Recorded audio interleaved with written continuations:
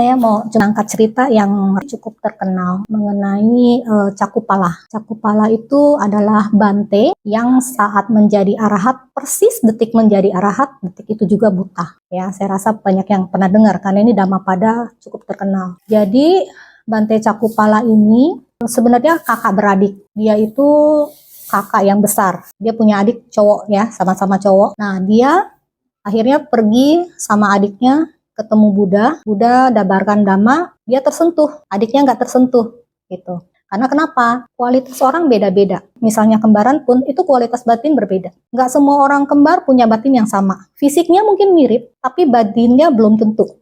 Beda. Nah, ini walaupun kakak beradik sama-sama, tapi hanya kakaknya yang tertarik, akhirnya mau menjadi biku. Setelah menjadi biku, dia berlatih karena umurnya sudah cukup tua ya. Jadi sebenarnya tugasnya kita yang pakai jubah itu ada dua, belajar sama berlatih. Belajar itu kayak belajar di kuliah gitu, terus membabarkan dhamma seperti ini itu termasuk belajar. Nah, kalau berlatih ya meditasi. Nah, kakaknya ini akhirnya milihnya meditasi. Pada saat meditasi sebenarnya ada 4 postur yang diperbolehkan. Pertama, duduk bersila. Kedua, berdiri atau jalan bolak-balik meditasi. Postur keempat adalah berbaring. Nah, yang udah menjadi biku ini, ya, namanya Mahapala. Nah, ini Mahapala, ini Culapala. Nah, Mahapala ini masuk wasa, itu ada umat yang kasih tempat tinggal. Nah, saat mau masuk wasa, dia beraditana. Beraditana itu artinya bertekad. Selama wasa ini, saya meditasi hanya mau 3 postur. Postur keempat yang tidur dia nggak mau. Dari karmanya lampau juga ya. Matanya mendadak pandangannya kabur. Dokter mata datang, tolongin dia, kasih obat, tapi obatnya itu harus dipakai dalam keadaan berbaring supaya lebih meresap ke mata gitu ya. Nah, tapi dia nggak mau. Dia bilang saya masuk puasa ini sudah bertekad hanya ambil 3 postur. Jadi dia nggak mau berbaring. Dokter ngecek, kok nggak sembuh-sembuh gitu. Akhirnya dokter ngecek dia, mantau dia, dan memang dia nggak mau tiduran pakai obatnya. Dokternya bilang, saya nggak mau nama saya tercemar, bilang saya nggak ngurusin kamu ya.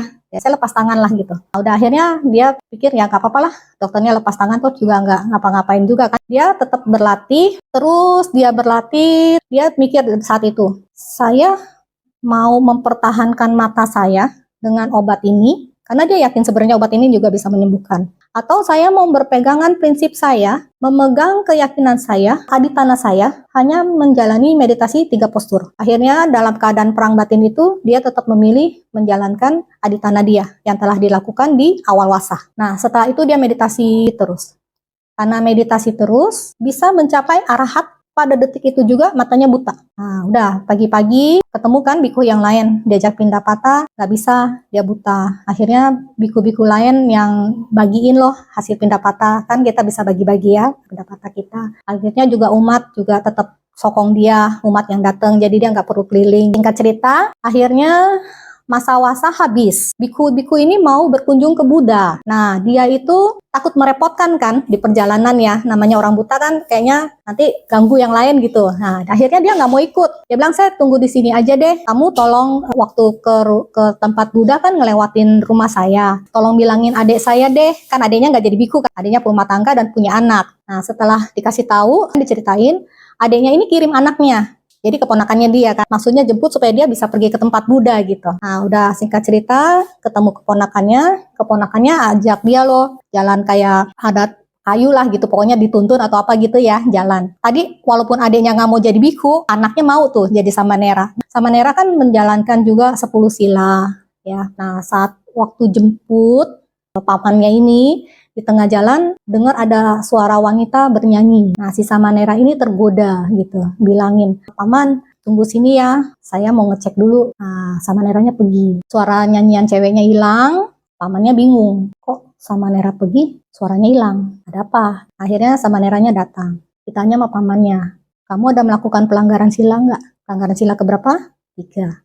Ya, Samaneranya pertama diam, tapi akhirnya ngaku. Si pamannya bilang, kalau udah jadi samanera, pelanggaran seperti itu udah termasuk parajika. Parajika itu udah harus lepas jubah dan kehidupan ini nggak bisa pakai jubah lagi. Nah, yaitu ada 5 level. Parajika itu yang terberat. Kalau udah parajika, lepas jubah nggak boleh jadi biku lagi di kehidupan ini.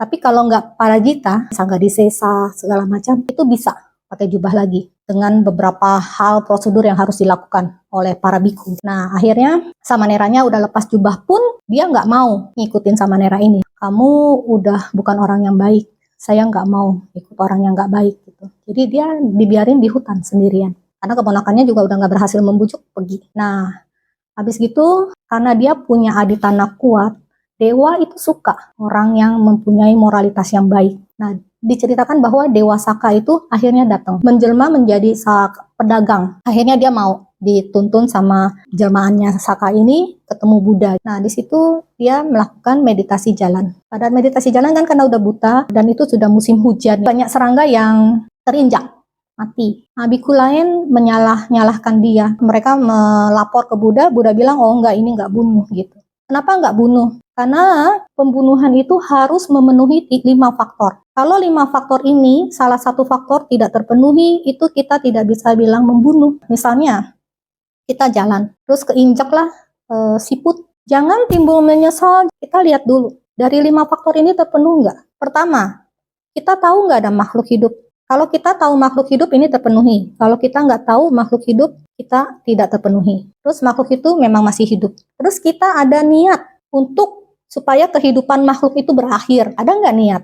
Setelah niat, ada melakukan tindakan untuk mengakhiri kehidupan makhluk itu. Dan akhirnya ibaratnya makhluk itu mati atau meninggal. Nah, ini harus terpenuhi. Kalau ini tidak terpenuhi, maka tidak terjadi pembunuhan. Makanya Sang Buddha menyatakan bahwa yang mulia Cakupala ini tidak melakukan pelanggaran sila. Yang juga nggak akan mungkin ya, karena beliau kan sudah menjadi arahat. Cakupala itu menjadi arahat barengan dia buta kan. Kama apa yang bikin dia buta? Kok jadi arahat dia buta gitu. Karena dulu, kehidupan dulu itu bakal yang mulia Cakupala ini adalah dokter. Dokter yang sangat ahli. Saat itu ada cewek miskin buta pergi ke dia. Terus dia sembuhin. Cewek itu sebelum disembuhin janji. Kalau dia sembuh, dia akan jadi pelayannya si dokter. Bukan hanya dia, sama anaknya nanti jadi pelayannya dokter. Tapi udah dia sembuh, dia sebenarnya udah bisa lihat gitu. Dia takut kalau nanti jadi pelayannya dokter kan. Dia nggak mau, dia mau melanggar janjinya. Dia bilang enggak sembuh gitu. Ah, dokternya jadi kesel. Nah itu, hati-hati. Makanya orang baik pun ya, ada aja namanya kilesa, bikin batin tuh ngedrop lagi gitu.